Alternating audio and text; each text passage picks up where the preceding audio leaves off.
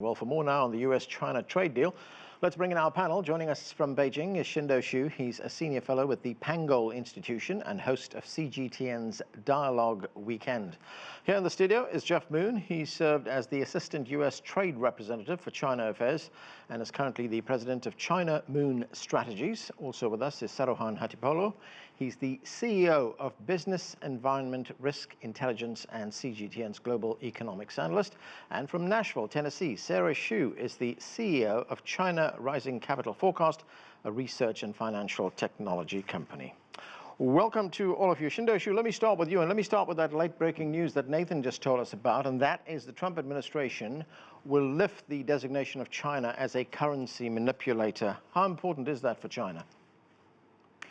Well, I think that it's important for China. Sorry, Sarah, I'll get to you. Qinduo, go ahead. Okay. Well, in terms of the substantial impact, I would say that's minimal, but it's mostly on the, I would say, symbolic, because the designation itself, in the first place, is considered as a political move, is not well-funded, because, as critics said, it is mostly about, China has managed its currency just like other countries do, but China has not manipulated its currency. That's most economists agree upon about the Chinese currency issue here. But at that time, I would say a few months back, that is mostly the U.S. side would say, hey, that is widely criticized already. So now taking off China from the list is just a natural, I would say, is a welcome move. It's a goodwill gesture in front of, before the arrival of the Chinese delegation. Yeah, Qinduo, as far as the trade deal itself is concerned, phase one we're talking about here, what are Chinese expectations? Well, the Chinese side has been keeping a low-key attitude, partly because, as people understand, you never know whether Washington will backtrack or because of this unpredictability in Washington.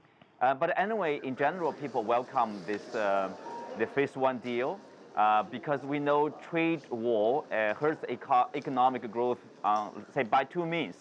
First, it creates this uncertainty, and of course, tariffs does not help the economic growth. But I think with phase one deal now in hand, it reduces this uncertainty or provides a little bit more certainty that the two countries, they can talk to each other and they can, the talks can be productive. Jeff Moon, what do you make of it? The White House is telling us that it's the first time we have something to applaud in the US-China relationship. Is this at least a good start? Well, any progress is welcome. We don't know the exact terms because the negotiations have been in secret. But I think this is a missed opportunity, that our leaders have failed to address the fundamental causes of the trade war, industrial policies in China. They've failed to address those problems. And as a result, they've failed to allow both of the countries to cooperate and for us to prosper together. There are two things in this agreement. The first is measures to reduce the pain of the trade war. That involves the reductions of tariffs and the purchases. And then there are a variety of other issues that, frankly, were on the table at the end of the Obama administration. I know because I was there. And Trump could have easily settled them soon after the inauguration if he had wanted to, without a trade war. And then, of course, there's the $370 billion in tariffs that are still there. So there are no major achievements. There are no major concessions. No one took any political risks. These were all the easy things that they could have done. They've left the trade war intact. And this is a momentary blip, quite frankly, a momentary pause in a trade war that seems to have no end. What about key issues, Jeff, like technology transfers, intellectual property rights? Those have been addressed, haven't they? Well, they've been discussed. There are half measures that are there. There are a variety of technical fixes in the intellectual property sphere that have been discussed, as I said, for a long time. And those are there. And we're really giving China credit for things China has already done for its own reasons. But the problem of technology theft and the hacking is not addressed, and the cases continue and investigations continue here in the United States. As for forced technology transfer... But China has passed legislation to stop that happening in the future. In the new investment law, there is a prohibition against forced technology transfer. However, there is an enormous public interest exception there, and enforcement of those provisions is going to be very difficult. Right. What American company is going to bring a Chinese official to court for trying to extract American technology in order to approve a joint venture? I just don't see that this is going to be very effective. Enforcement in China of these kinds of things traditionally has been fairly lax, and the other problem is that officials frequently have enormous discretion that they exercise in the favor of local companies. Sarah, and the U.S. Treasury Secretary, Steve Mnuchin, he's been talking about it. He says this deal, as Nathan told us, calls for China to buy between $40 and $50 billion worth of agricultural products, $200 billion over 2 years of all U.S. products. Of course, China still has to confirm this. We're only hearing this from the U.S. side. But as far as farmers are concerned, China has committed to buy this agricultural produce. This is what one U.S. soybean farmer had to say. Let's watch this. We've seen some lenders ask for better collateral. There have been some large farmers that have gone bankrupt. I'm old enough to remember embargoes with countries before, and you know that once you lose a buyer, it's really hard to get them back. Resolving this trade war is definitely going to be a great step in the right direction. Is it going to be a great step in the right direction? Well, I'm not too sanguine about it because if you look at agriculture, first of all, it's about 1% of the workforce in the U.S., so we didn't see that much impact but it's in numbers. An important political But absolutely it is. And what happened is they also got $28 billion in subsidies to help the industry, and that is about 1/3 of the total income in 2019 for the agriculture industry. That's a huge number. So what happened is, and I will agree with Jeff on this one, look, in fiscal year 2015, the U.S. exports to China, or Chinese imports of U.S. agricultural products was $25.9 billion. 3 years ago, it started declining. This year, they're talking about $7 billion. This is a huge number. They were hit pretty bad. Now, about a month and a half ago, Larry Kudlow said, when they were talking about the 40-50 billion number, he says, oh, no, that's not annually, that's in 2 years. And if you divide 50 into 2, you get $25 billion. We circled back to fiscal year 2015, and we're showing that as a victory. And that's the part that I'm finding difficult to understand and comprehend. Just one point on that. I mean, it's okay for these sides to agree on numbers, but does China have the capacity to import this kind of, between what, 40 and 50 billion dollars? That would be my other point, and I mentioned that before. The math doesn't add up. That's why it cannot be in 1 year 40 to 50 billion. But when Larry Kudlow said what he said about a month and a half ago, that it was in 2 years, 25 billion is feasible because it's actually happened. So nothing has changed in agriculture. I feel very bad for the industry. Again, the numbers don't capture it at the employment levels. Yeah. But this industry has suffered a lot, but we made this full circle back. Nothing has improved. We're at the same place we were 3 years ago. The other point, Saruhan, is that if China stops importing from the new sellers, countries like Brazil, etc., isn't that a violation of WTO rules? Well, that's a whole different story, and WTO is in disarray, so I don't think that would be a concern for any country except maybe Brazil in this case. But yeah, that's another issue. Yeah. Already commitments are made to purchase certain numbers, but that's why I don't see the actual number feasible. That's why I'm waiting until Wednesday to celebrate. All right, let's bring in Sara Hsu. Sara, the former Federal Reserve Chair here in the United States, Janet Yellen, she's raised questions about this deal. She says tariffs will still remain, as Jeff pointed out earlier on $370 billion worth of Chinese imports. That's 2/3 of China's exports, rather, to the United States. So what do you make of this deal? So, these tariffs are going to be used as bargaining chips towards concessions that would be greater, towards potentially deeper reforms that China would need to make in order to appease the Trump administration. And we know that so far China has made concessions that are things that were already on the table, as has been mentioned. And some items that had been on the list in terms of a former deal that was going to happen at the end of 2019, those items, which included some more deeper policy changes towards reducing subsidies and so on, potentially, those were rejected by President Xi Jinping. And so we know that it's going to be very difficult for the phase two to really happen. And so those tariffs are still likely to be happening during the November elections. Sarah, as you point out, these tariff cuts will be bargaining chips in future negotiations. You say China will have to make concessions, but negotiations is a two-way street, isn't it? What kind of concessions will the United States have to make? It's not really clear. China has said that if the U.S. will, reduce or eliminate its tariffs, that China would be willing to negotiate or willing to lower their tariffs as well.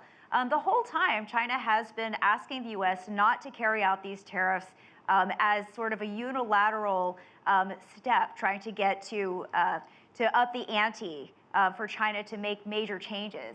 And so, it seems likely that if the U.S. were to lower the tariffs, that China would also be willing to do so. But China also would likely request that certain technology enterprises that have, been put on a banned list in the U.S. That would have to be negotiated, and as other things would also have to be negotiated as well. So that has yet to be seen.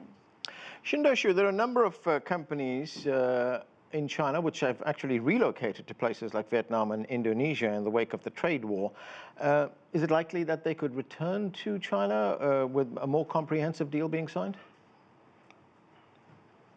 Well, I don't think in the near future they will come back to China, partly because it's not only because of the tariffs imposed from the U.S. side that some companies are looking at shifting some of their operation overseas to Southeast Asian countries. It's also because of the increase of labor costs in China itself. So it's a natural, I would say, migration of some of the manufacturing to the neighboring countries of China. So it's a natural process. It's like from more developed countries to developing countries. So part of that is simply the manufacturing shifting from a more mature economy to a less mature economy. But at the same time, I think the manufacturing in China, inside China, is working hard to upgrading itself to be part of this, the value chain, the supply chain, for example, globally, to maintain competitiveness. In that sense, I think China-U.S., this trade relationship is important to China because the two countries are closely linked, even despite this trade war, including the technology war over there. All right. Saruhan, there was a study done by economists at the U.S. Federal Reserve. They found that all of the Trump administration's tariffs, including those on steel and aluminium, have cost manufacturers here in the United States. They've cost them jobs, and they've increased costs as well. But the administration goes around saying that these tariffs have worked. They're a big victory. Are they? No, not for manufacturing. I mean, data speak for itself. And if you look at the Institute for Supply Management data for December, you see that the manufacturing activity contracted 5th straight month in a row, and it was at the lowest level in almost a decade. And it's just not one element of it. If you look at the production numbers within that index, if you look at employment within that index and the orders, they're all contracting. So no, manufacturing has not won in this. Manufacturing is a big loser in what happened, and we're seeing this in the data. We're seeing in the surveys that the businesses are coming and telling us too. Our clients tell us too when they actually meet with their supply chain providers. The issue here is that the manufacturing was already losing jobs in this country, and it probably has accelerated that. But there was a brief moment when the tariffs were announced, a brief moment of spike, which then, as everybody, any economist would tell you, after the tariffs are imposed, the costs are going to go up because it is the U.S. business that's paying for these costs, and manufacturing suffered as a result. Jeff, we may be running ahead of ourselves here, but President Trump says he will travel to Beijing for phase 2 of these negotiations. This is what he had to say. Let's watch this. We'll start right away negotiating phase 2. It'll take a little time. I think I might want to wait to finish it till after the election, because by doing that, I think we can actually make a little bit better deal, maybe a lot better deal. First thing, the president is pretty confident that he will still be president after the election. And question is, though, what happens between now and the election? That's 10 months. I think there will be a lot of talk. I think Trump will exaggerate the achievements that are in this deal. He will try to divert attention from these China trade issues that can't be resolved after the fight that he has started here. And I think he will try to defer accountability past the election. So under that strategy, he will begin phase 2 trade negotiations. They will result in nothing. Mostly because China has made it very clear that it is not prepared to address these industrial policies that are preventing this cooperation between the U.S. and China. So what's going to happen in the future is, given China's refusal to come to some kind of accommodation, the U.S. is going to start imposing reciprocity.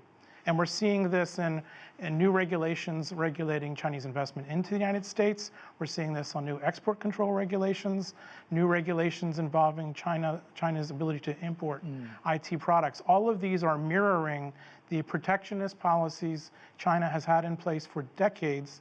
And that's why I really feel that there's been a failure of leadership of our leaders to try to reach an accommodation on these really crucial issues. You know, there are real areas where we can cooperate very productively. In artificial intelligence, for example, where the U.S. has the lead in technology, China has the lead in data and is also building technology. A lot of people want to cooperate. But when you're fearful of your technology being stolen and being forced into joint ventures and all these other problems, we're sentencing ourselves to friction by not facing the reality.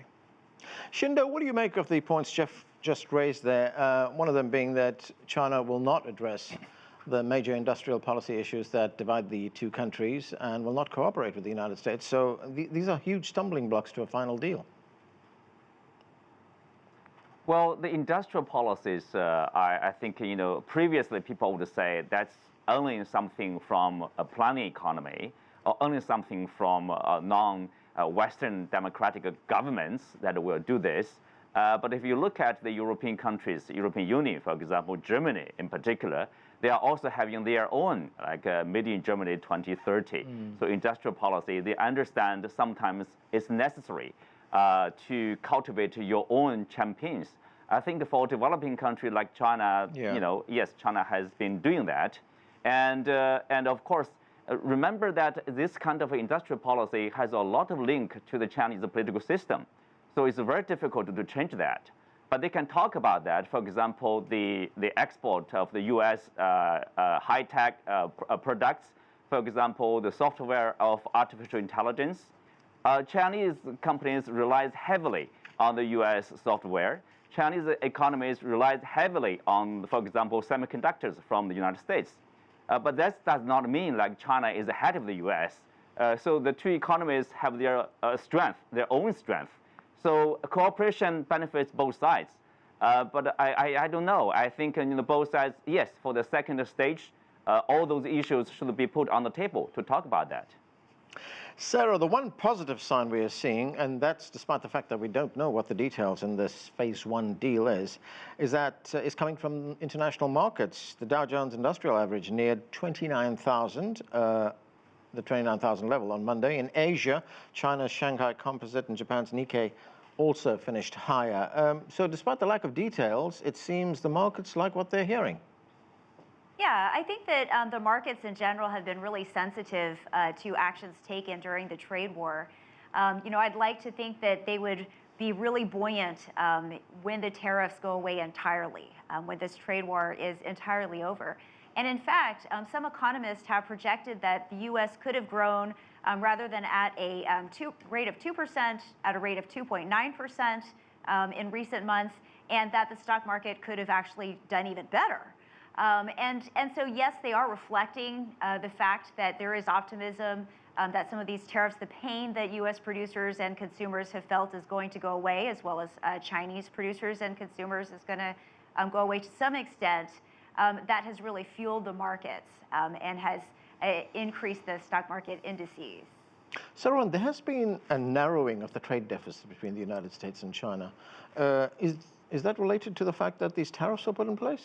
No, I mean, if you look at when tariffs are imposed in generally, the trade flows are greatly affected between countries, but the deficit numbers among the other countries, with the U.S., for example, vis-a-vis other countries, it remained high. It's actually increased in 2017, 18, and probably this year as well. So I will not agree with that, but trade flows have been affected by it.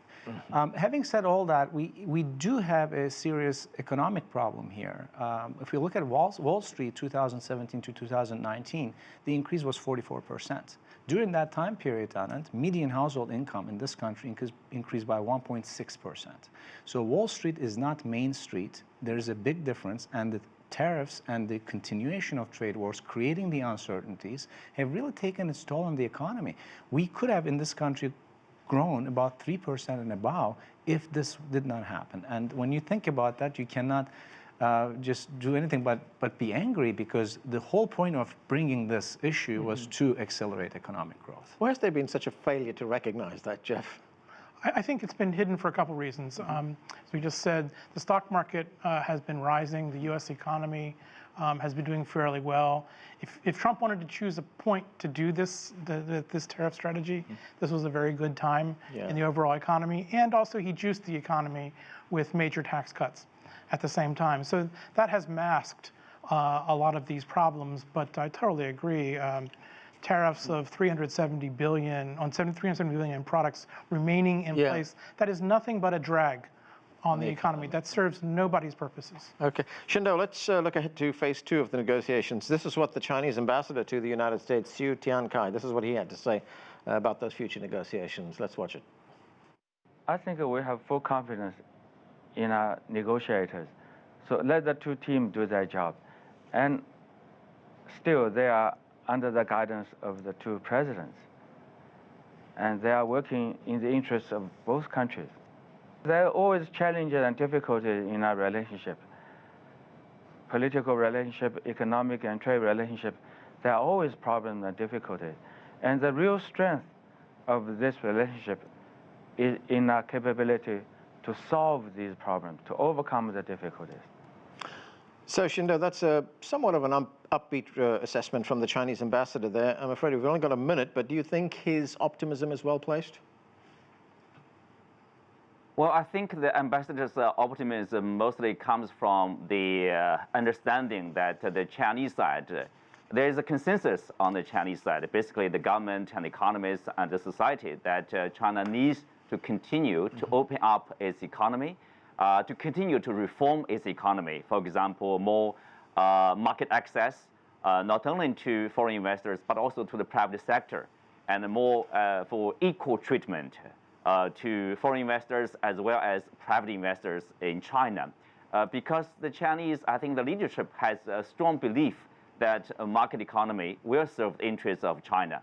I think in that sense, yes, the two economies, the two negotiation team will finally probably reach a deal in the stage 2 to find a way to solve all the problems. For example, with Chinese foreign investment law initiating or starting to be implemented from this year, yes, China is becoming more and more open. You see the sectors opening to foreign financial sector, auto sector, etc. are opening.